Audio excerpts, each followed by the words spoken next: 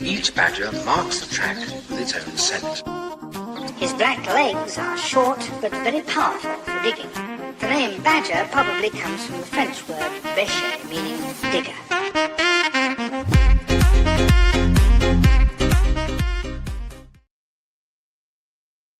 Hello, everybody. It's nice to see you. Cricket Badger podcast time again. And we are back having a look at Lucas. Is making me dizzy with his camera. We're back having a look at the first Test match at Headingley. An England win and a stunning chase on the final day by Ben Duckett and co. to make it 1-0 in the 5-match series. I am joined by, as it says on the screen, Coach Lucas. And Lucas, I know you were on the other side of the world in a very different time zone, but keeping a very keen eye on the first Test between England and India. How did you see it overall? What was your main takes from it? Hopefully you can hear me. My overall take on this was I thought India dominated 70% of this Test match. They did not hold their catches, which they should have. It could have been a completely different story. Yeah, that's right. Yeah, 70%. I thought the first innings, Bumrah could have had 8 for 20. I thought India's fielding was the huge difference between these two teams, especially on a pitch like this, where there was just runs galore. And the old saying goes, catches win matches. India were a little bit better in the fourth innings. But I generally feel they missed their opportunity in the first innings, unlike India, because traditionally they are very strong in the field, especially with their catching, especially with their slips catching. Over the years, Kohli, Rohit Sharma. I know they don't have them now, but they've been traditionally very strong. So a little bit disappointed with them. A little bit disappointed with Shabman Gill's captaincy. I think he left fielders in the wrong position. We saw Jaiswal really struggle. In the gully region, we saw him struggle in the BGT against Australia, where he dropped a couple of balls off Marnus Labuschagne. Same shot, the cut shot. So I'm not sure if he's reading that from the bat or he's seeing it late. It seems to me with that shot, he's not picking the ball up. But I felt like Shabman Gill did not get his field right. We saw late on day 4, we saw slips trying to cover two positions. Why you'd even want to bowl to that, I've got no idea. I would never even try to bowl to that when you got slips in two positionings. That's just stupid for me. So I think fielding and captaincy was India's downfall for me. And England were brilliant in that run chase. Duckett was unbelievable in that run chase. Did not expect that from him. I thought it'd be a Stokes, a Root. So Duckett gets that rare fourth innings 100 in a chase. You ahead of his innings, you were saying that you'd take Travis Head any day over Ben Duckett. You still have the same opinion? I'd still take Travis Head because Travis Head's done it for longer. I'm talking about just red ball cricket because Travis Head has done it for longer. We've seen Travis Head mortalise England in the Ashes, mortalise West Indies, mortalise India. So at this point, I'm still taking Head because he's done it for longer. But this 100 by Ben Duckett is probably one of the all-time greats in a run chase. It was a massive score to get. I know the pitch helped, but at the same time, to chase down 370, that is ridiculous. Absolutely ridiculous. I totally understand what you're saying about the drop catches. What irks me a little bit, I saw it a lot on social media. If India had only held their catches, if India had done this, then India would have won this Test match. You can't just single out. I mean, there's so many ifs and so many different factors in a cricket match that if you kind of say, well, it's like saying, well, if Joe Root had got 300 in the first innings, if Chris Woakes had bowled better in the first innings, if the batting and the bowling are ifs as well, and England overall got more runs and chased down. Of course, the fielding did not help India by any means, but if the batter hadn't played the shot they'd played to give the catch potentially, if Jasprit Bumrah hadn't overstepped, he did, and they did. So therefore, they're not ifs; they are that's, and they are facts, and they happened. But I disagree with you a little bit that India outplayed England. I think on the first day they did. I think on the first day, it was looking pretty ropey for England. The 3 centurions, Shubman Gill on his debut as captain, scoring a century. That's a big feather in his cap. Yashashvi Jarsfeld, we've talked about him a lot on this podcast. He is absolute quality. I'd love to see him in a Yorkshire shirt. He was brilliant. Rishabh Pant ends up on the losing side, having scored 2 centuries in the same match as a keeper, only the second keeper to have ever done that in a test. There are some serious positives. I hate the phrase, but serious positives to take out from India from that test match. But just going back to the captaincy thing, Ben Stokes versus Shubman Gill, and it's probably unfair to judge Shubman Gill just yet because he's only just started. Ben Stokes has been doing it for a while. But, I think the decision at the toss that Ben Stokes made was the right one. I've seen a lot of test matches, a lot of county games at Headingley, and it's a pitch that gets no harder to bat on as the game goes through. And often on day one, that is where you get a little bit of juice in the wicket and you can make inroads. They didn't bowl well enough on day one. So they missed a trick with that. But there was always a chance that England were going to be able to chase down a big score in the 4th innings because that's what Headingley does. And congratulations to the staff at Headingley. Once again, they produce a wicket that actually gives us a thrilling test. Whoever wins it, Headingley always comes up trumps and always provides a very good test and the surface to play on. But Shubman Gill, as I say, embryonic stage. He's been around for a while as a player. He knows cricket, but it seemed to me that they were captaining by committee. You had KL Rahul, the senior players. You had Rishabh Pant, who was kind of like behind the stumps, talking all the way through. I don't necessarily think it was necessarily always Shubman Gill's field. KL Rahul was moving people. Rishabh Pant was moving people.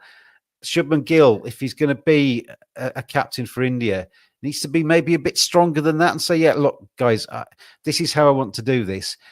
Feel free to come up to me and give me your insights. Feel free to come up to me and tell me what you're thinking we should do.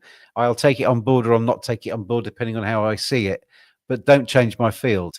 I am the captain of this team. You are one of my players. Leave it to me to do that. He needs to be a bit stronger, I think. Yeah, he does. I remember when I was a young captain, I was like 22.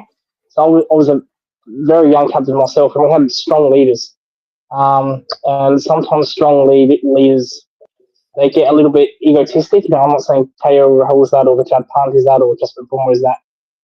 But they all want to try to certify their opinions on something because they are leaders. So it is hard as a captain that's captaining his first test. It is very hard. And sometimes you just have to bite the bullet and say, you know what, I'm the captain for a reason. I'm the voice of reason. Listen to me. And I felt maybe we can give him a pass. Well, your sound's gone, Lucas. I'll come back to you when you get your sound sorted because you got a bit muffled. But I think from the Shubman Gill point of view, massive positive in that he got a century.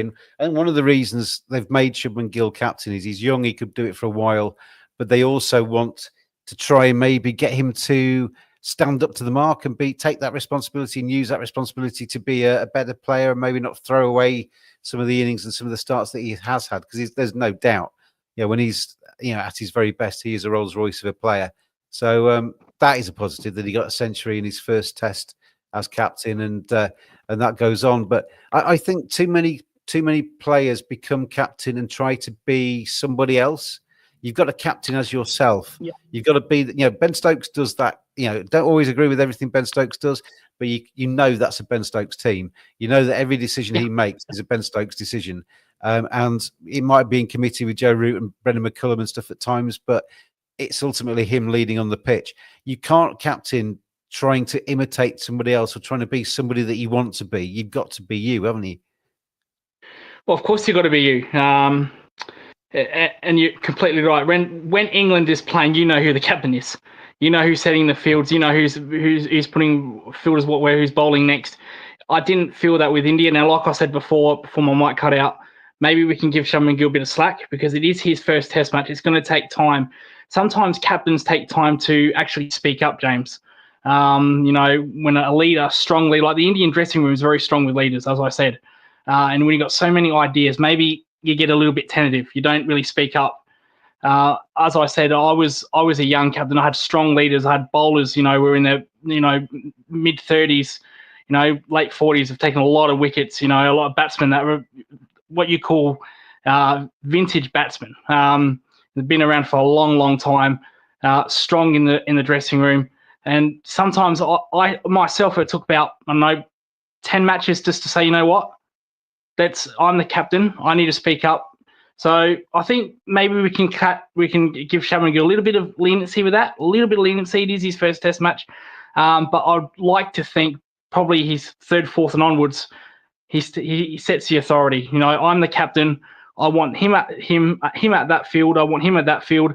I want these are my bowlers. This is my first, second, third, whatnot, bowling change, whatever. So let's cut him some slack. But I'd like to see an improvement with that going forward.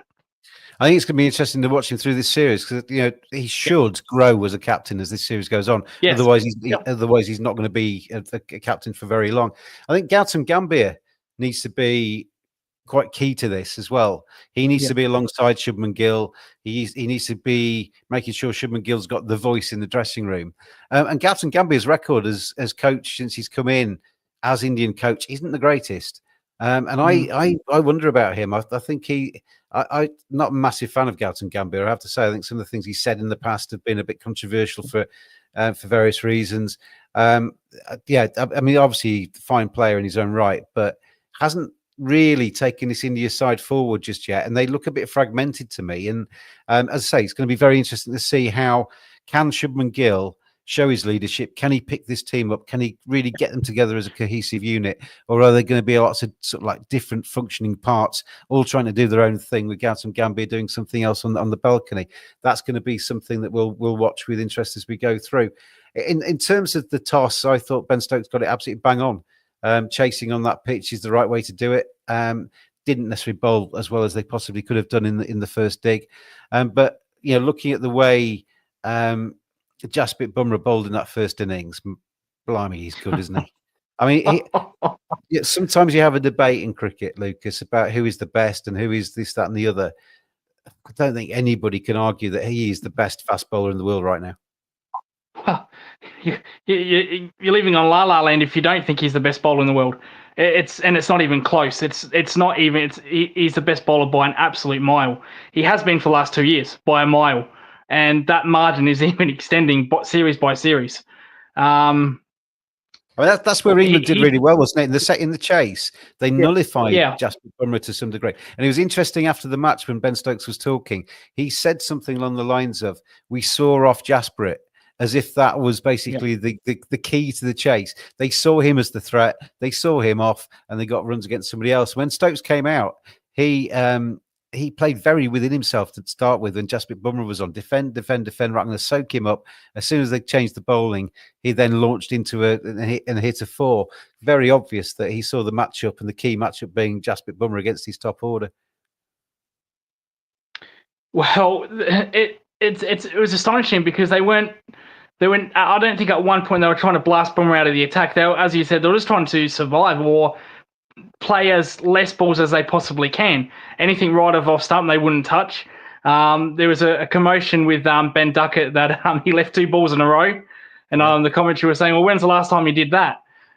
So they played Jasprit Bumrah perfectly, and it wasn't because Bumrah was bowling bad. It was just that it was a predetermined plan. It seems to me this was predetermined. They discussed this sometime after the first thing, saying, like, what can we do to nullify Bumrah, to make life as hard for Indian bowlers? Because in this series, and as we saw with the BGT series, without Bumrah, India have got an average bowling attack. Siraj hasn't been impressive for me. He wasn't very good in the BGT where I thought he would be. They are missing Mohammad Shami, could be a different story. But this Test match, they played in that second innings Bumrah fantastically. Bumrah was swinging it. He was trying to seam it. There was a couple of balls where he was seaming it one side, then the next ball was seeming at the other side. But they just wouldn't bite. They just wouldn't play him. At one point, his economy rate was 2.51. That's unheard of for a bowler that's up against this Bazball tactic. Completely unheard of. So I think more pressure will be on Bumrah, probably to make England play more. You can. That's a start. But they played him probably better than any I've seen a team play him. And that's huge credit to the England captain, Ben Stokes, and their coaching staff and whoever made that plan up. I thought Zach Crawley showed that he's learning. He honestly, he still makes me tear my hair out. And if you were to ask me who you're going to have to bat for your life, that question, Zach Crawley would be right down the bottom of the list. But I think there's something there, and he showed in this test that he's able to learn quite quickly, because everybody was telling me in that first innings that he got out to an absolute jaffa. I know it was a good ball. Don't get me wrong, it was a good ball. But as an opener, you're going to get good balls. Your job as an opener is to keep out good balls. When you swish your bat across your front pad and have your feet planted right in front of your stumps, then there's only going to be one result against Jasprit Bumrah. He's too good. But in the second dig, he was bringing his bat down straight. He was, playing for the movement. If it was going to move, he was playing to nullify that. And he showed, I thought, a lot of maturity in that second dig. So I have got no criticism of Zach Crawley overall in that test at all. He was pivotal in that chase, that partnership with Ben Duckett at the start. Zach Crawley, thumbs up for me. But we've seen a few times a score at the start of a series kind of keeps him in for the rest of it. It's up to Zach Crawley now to score runs in the second test, third test, etc., and take it on from there. In terms of England bowlers, I thought that Shoaib Bashir looked very ordinary. I mean, there was a lot of Indian fans on social media saying to me, "We've got 2,000 Shoaib Bashirs running around India. We've got spinners coming out of our ears, and they'd all do a better job than him." Wouldn't necessarily go that far, because I think he's got some quality, but I think they're asking an awful lot of him to learn on the job through a series against India and then into an Ashes series. It's either going to make him or break him, and I am concerned it might be the latter. But so that's the first point I was making to you, and then the second point: England have always always seemingly struggled to get tails out. They'll have a team at 230 for 7, and before you know it, they're 350 all out because the tail's wagged and the batter's gone through with the tail and able to. Josh Tong, if he does nothing else in an England shirt, if he goes bang bang bang and takes 3 or 4 of the tail and denies them runs at the end, that is a huge plus for England, because they've been without that for ages. So throw those two names at you, Bashir and Tong. Yeah, I'll start with Bashir. Look, no matter what bowler you are, whether you're a seam bowler, swing bowler, fast bowler, spin bowler, your job is to take wickets. Now, if you can't take wickets, your next best thing is be economical. That's your second best thing. If you can't be that, then at least try to make chances. Try to come up with some chances.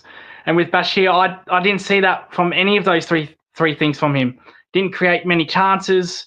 He wasn't economical. India went after him, especially punt. KO went after him, and he didn't take wickets. So that's something he really needs to improve on. All right, don't. My advice to him would be, don't worry about taking wickets. Try to be economical at first. Try to bowl a tight line. You've got a good captain in Stokes that will give you protection, as we saw.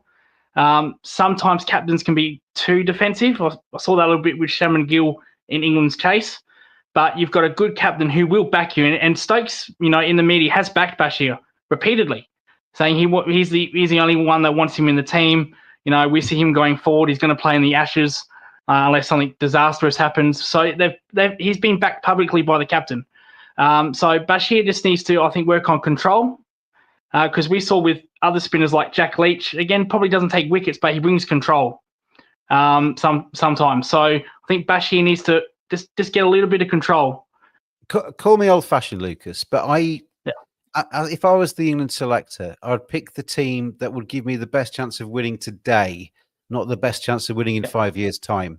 And for me, they're picking Shoaib Bashir on potential of what he might do in another Ashes cycle, not in this one necessarily. And at the moment in England, you've got Liam Dawson's a far better bowler. I'd say Jack Leach is still a far better bowler than Shoaib Bashir. Shoaib Bashir can't get into the Somerset side because Jack Leach keeps him out the Somerset side, because Somerset are picking a team to win the next county championship game, not the team to win the championship in 4 years' time. So, yeah, for me, you pick a player.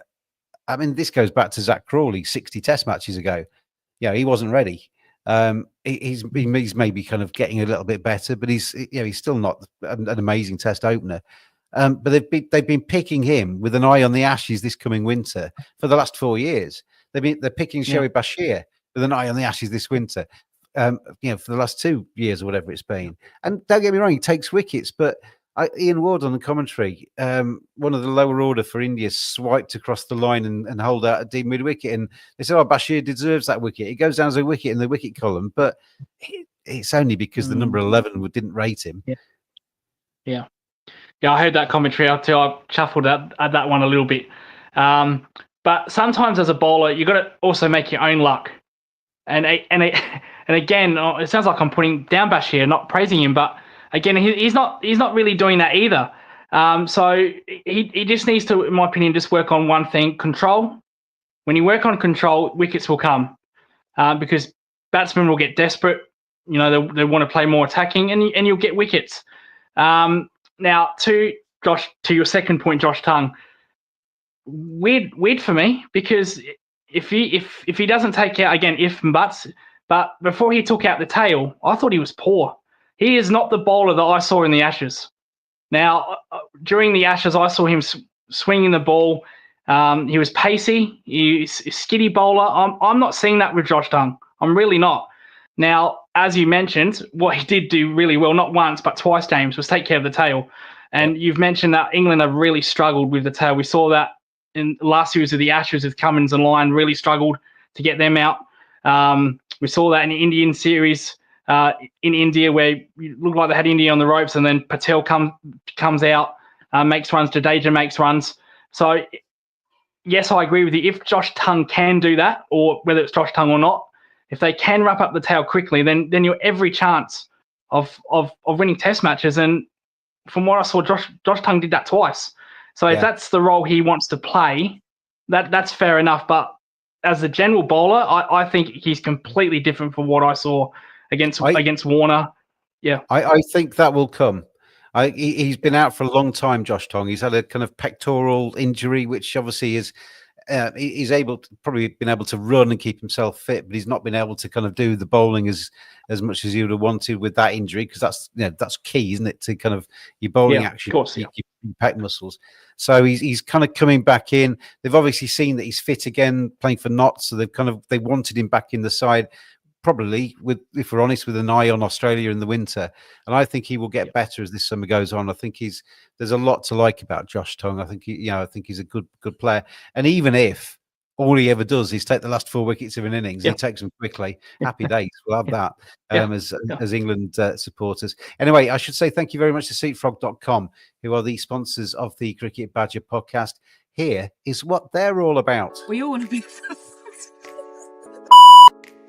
We all want a bit of that first-class lifestyle, right? Well, with Seafrog, you can travel first class on trains for a lot less. We're talking up to 60% off first-class tickets using our upgrade options. Think eBay, but for train tickets. Win your upgrade and you can enjoy food, drink, and a whole lot of legroom. We've got the alcohol. It's beyond simple to sign up and start bidding. Just download Seafrog and upgrade your ticket today. And thank you very much indeed to seatfrog.com. It's the app that helps you upgrade your standard class tickets to first class for up to 60% off, so you can enjoy complimentary food and drink, free Wi-Fi, and a lot more legroom for considerably less money. Use the code CRICKETFROG to claim £5 off. So thank you to seatfrog.com for their sponsorship of the Cricket Badger podcast.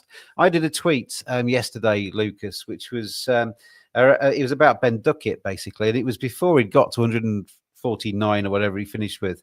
It was probably right at the start of his innings. But I basically said that he is a shining example of not necessarily discarding people forever, because Ben Duckett got picked, played in the subcontinent, didn't have the greatest of times, didn't have the worst of times, didn't have the greatest of times, was shelved for seemingly ages, and then has come back, and obviously in his second incarnation as an England cricketer, has done really well. And my tweet was basically, Ben Duckett is a great example of picking a player slightly too soon and allowing him to go back, work on his game in county cricket, mature and return to the side knowing what standard is required. Graham Swan was an example of that too. And I put, England don't look back at discards enough. And that's been that, of my tweets, that's got about 150,000 people have been looking at that.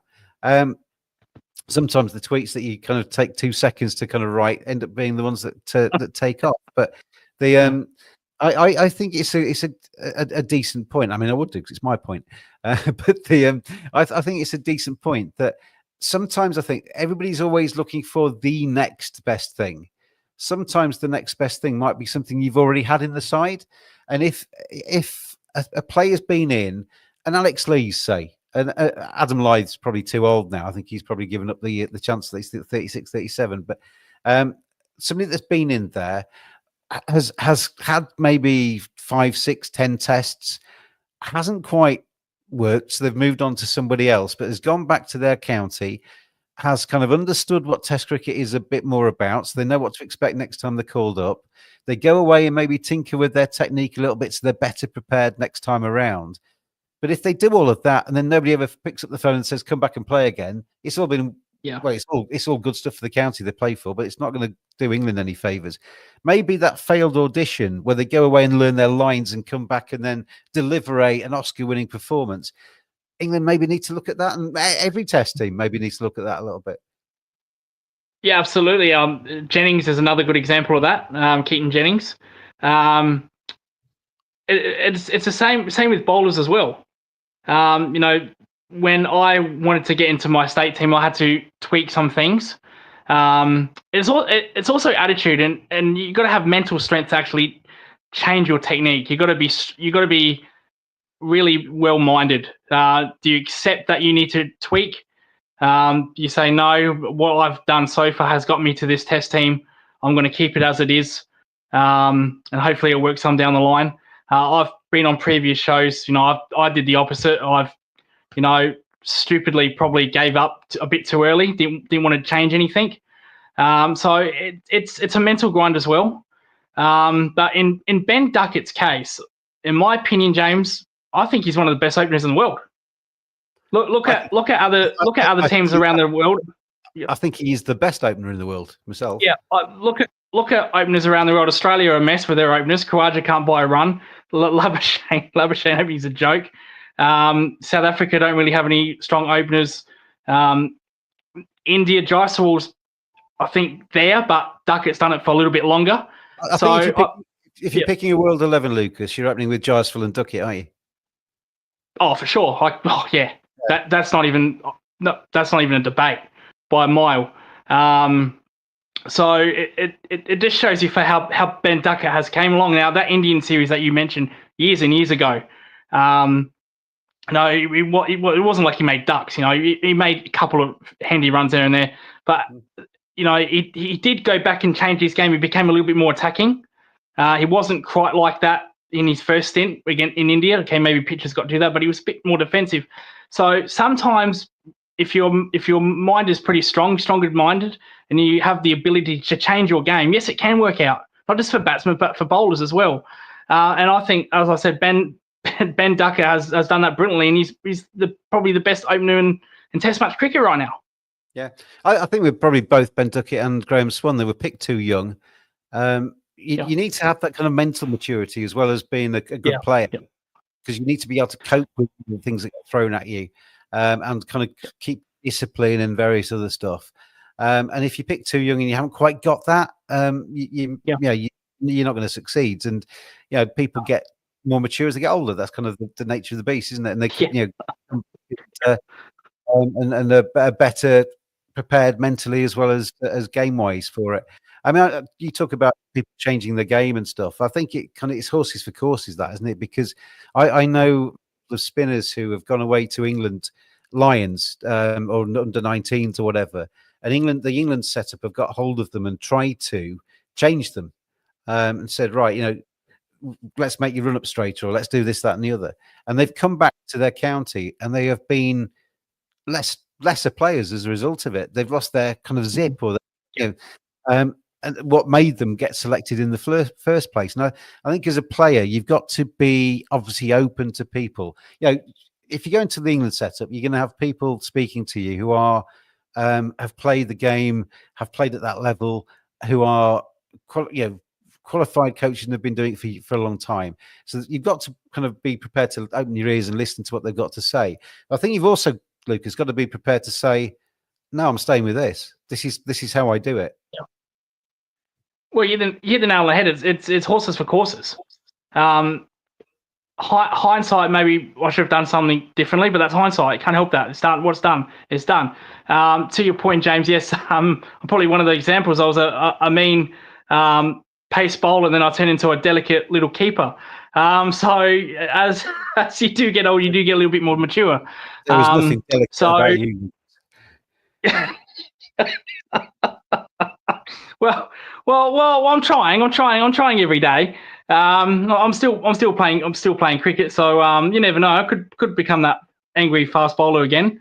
Doesn't like what batsmen do for day-to-day basis. But no, look, and stuff like the England Lions or Australia A or South Africa A, whatever that they always have a good group of people around them that's either played Test cricket for a long, long time. I think England's Lions coach is Andrew Flintoff. So he's been around forever, hasn't he? Andrew Flintoff, one of the all-time greats, all-rounders. So you've always got someone to learn off in these little, Australia A, England Lions. Basically, they're development squad, James. It's basically all they're there for. It's not so much about winning, but it's they're developing their game. If they win, well, that's great. But it's mainly, becoming what they want to become. And I think it's very important that these Lions or these Australia go on these tours to help these kids produce their development and develop their game even better. So I completely love it. And from what I've gathered, Australia A and England, they've really struggled with that to produce young talent from that. Now, I know Bashir's played a couple of Lions games, but it's really hard for a young kid to go into an English Lions or to a secondary squad and then play lights out in the county or Sheffield Shield. That's very difficult, very, very difficult. So Sam Constas, probably one of those that, played, with development squads, played in the Under-19 World Cup and then played Sheffield Shield, got selected for Australia. So it's extremely, extremely hard to get from development to county or Sheffield Shield then to your country. That's very difficult. It takes a lot of mental strength to do that, James.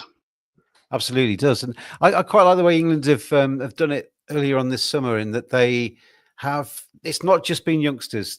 They've picked Tom Hayne from Sussex. They've picked a few of the older ones who might be the next cab off the rank if something goes wrong with the team or if there's an injury. They've picked the next best in terms of the youngsters coming through who are, as you said, kind of being prepared for greater things. And then they've probably had a couple of kind of left field selections, some real youngsters who they've kind of maybe got a bit of an inkling for and have given them a bit of experience. I quite like that. I also like the way India did their A tour, in that they came over to England 3 or 4 weeks in advance of the main squad coming. Yashashvi Jaiswal was on that A tour, coming out, getting some experience of English conditions. So then when he plays the first test, he scores a century. He's had the practice. And we always talk about, England teams being undercooked for the Ashes and stuff. Send out a Lions tour with a Crawley or something in there prior to, 4 weeks prior to the first Ashes test. Get them some time in Australia. That to me makes a lot of sense. And we've seen players like Brethel come into the system. Players like, I know it hasn't worked out for him, but Josh Hall. Coming from absolutely nowhere. So it's good experience to play like any Test cricket representing your country, whether it's T20, and much as I hate to admit that, James, T20 or ODI or Test match cricket, to get into that environment very young is also very good. Yes, it can be a quite intimidating experience, but it can also be a very fun, very exciting experience if you've got the right players around there. And I think in today's age, a lot of players will give their time to these young players, and that works a wonder to them. So it's fantastic to see these kids come through and play in their national team. So Australia don't do it as often as England, though they might learn the hard way in 6 months' time. So it's a good thing for England at the moment to produce these young cricketers. Looking forward then to the second test. I mean, it's 4 great test matches to come. Hopefully, Edgbaston, the venue for the second test. As far as England concerned, I don't know what the fitness state of Gus Atkinson is, because I mean he would be somebody that you might bring in to just rotate the bowling attacks. I thought Chris Woakes looked a little bit off the pace. He never bowls rapidly anymore. He kind of uses his skill, but he looks like somebody that's coming back from an injury, which he is, rather than somebody that's at full pelt. But his runs down the order at times, even if it is a 17, alongside somebody else, they're important. So, but Gus Atkinson can score those. So it'd be interesting to see there. They're not. I would change Bashir, but they won't. So there's no point even opening that conversation up. So I think England will be pretty much the same as, because they've won. No reason to change that. The only one that might come in would be Bethel, but I think Ollie Pope's got that nailed down. If Bethel hadn't gone to the IPL and had played county cricket, I think Bethel would have been in this team. But that was his choice. And I do like Jacob Bethel. I'll tell you what. If there is one bowler they would want to protect, who I think has been fantastic since day one, that's Braden Carson. So Braden Carse, he's a very special talent. He takes wickets from nowhere, bowls back of the length, pacey at times, bowls that skiddy ball which you need in Australia. I think that's one bowler you would probably want to protect, because I know Archer's coming back. He played his first county game in 4 years. He won't play in the second test. I think they'll give him another county game with more workload, and probably comes back for the 4th or 5th. But I think Braden Carse is one you'd want to protect. If he's got some kind of niggle, if he's bowling too much, I'd rest him, because I think he can, apart from Wood, I think he can do heavy damage in Australia if Australia produce those wickets. This conversation the other day, I don't think they will. I don't think they should. But if they do, I think Braden Carson is a weapon on those pitches, as we've seen on these pitches in England and in Asia and where he's played. Yeah, he's been great since he's come into the side. Absolutely no complaints with Braden Carson at all. He hits the bat hard. He knows what he's doing. Yep. He's got a plan. He sticks to it, and he's very effective. So yeah, Braden Carson is certainly in my second test team if he is fit. In terms of India, just on Braden Carson, what I have noticed, he bowls long spells for such a big guy. You call him a different name every time you say it. Brendan Carse, Bryden Carse, Brian Carse, Brian Carson, Bryden Carse, man. Bryden Carse. So, sorry if you're watching. Sorry. Just quickly, what I've noticed, for such a big man, he bowls long spells. He doesn't bowl 2-3 over spells. He bowls 6-7 spells, and he's got a very simple action, an action that there's no prone injury from what I can see if he just keeps bowling. So it's very simple. So that's one thing I also do like about him as well. Well, I wouldn't want to tell him to come off if he wants to carry on bowling. He's a big lad, isn't he? Anyway, India, in terms of changes, there is a change coming for India, surely, because Shardul Thakur, I know he took a couple of quick wickets in the second dig, but it was too late, really, by him. Didn't score any runs. I like him as a cricketer, but I can see them either going with an additional spinner, depending on how they see the surface at Edgbaston. You've got what's his name, Yadav from in the squad. Yep, Yadav, the leggy. Yep. Or playing an extra batter, even, or just an extra out and out bowler, because they needed something else. Shardul didn't really offer too much in any capacity. Yeah, you pick an all rounder to contribute in every capacity, and he didn't really contribute in any capacity. Well, where was Netish Reddy? Look what he did in the BGT. Well, why wasn't he picked for this game? I thought he was, outside of Bumrah, he was one of India's best players when he did play in that BGT series. So I don't understand why they didn't pick him. Shardul's got reputation in England because you see him bowling, takes wickets. But it's horses for courses. Do you drop an all-rounder? Because he is a bowling all-rounder. His batting is not his strength. So do you drop an all-rounder and fix that batting lineup? because if you bring in another all-rounder not contributing with the ball or bat, bring in an experienced batsman, might hit a 30 or 40, might be the difference. Or do you bring in an experienced bowler that might take you 2-3 wickets? For me, I would have played Reddy in that first test. That's just me. From what I've seen.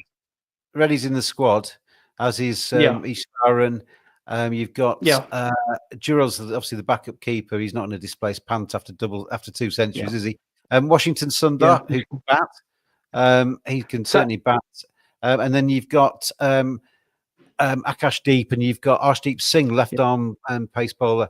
I mean, Arshdeep could provide them with something a little bit different, that left arm attack. I quite like him.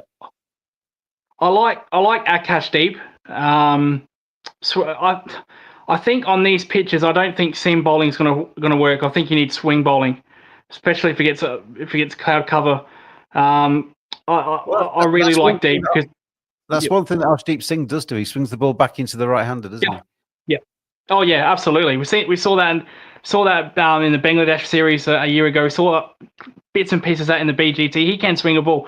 I think on a pitch like this, I think swing is better than seam, because you'll swing it more than you actually seam. So we saw with this test match on the fourth day, it was hardly seam. Bumrah got it moving. That's Bumrah. That's the top 2 greatest bowlers of all time in my opinion.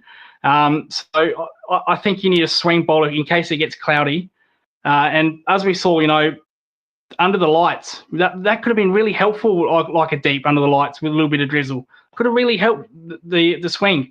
So I think India missed a trick there, in my opinion. I think in England, on these pitches, Bazball pitches, you need a swing bowler.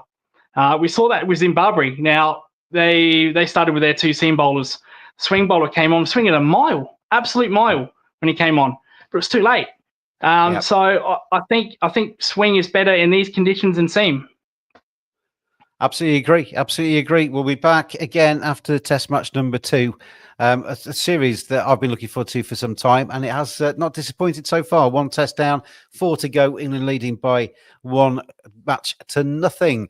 Thanks again to seatfrog.com. Don't forget, download their app. And you can get that on all of the app stores and what have you. And if you quote the code CricketFrog, you can get yourself £5 off your next train booking, and you can get yourself upgraded to first class as well. Why would you not want to do that? Lucas, as always, thank you very much for your time. And thank you out there, everybody, for watching. It's been good to have you with us again. And as I say, thank you, James. Thank you. We will be back all the way through the England-India series. We might even come back after some of the days, depending on what our work schedules are like. But we will see you again very soon indeed. Cheers.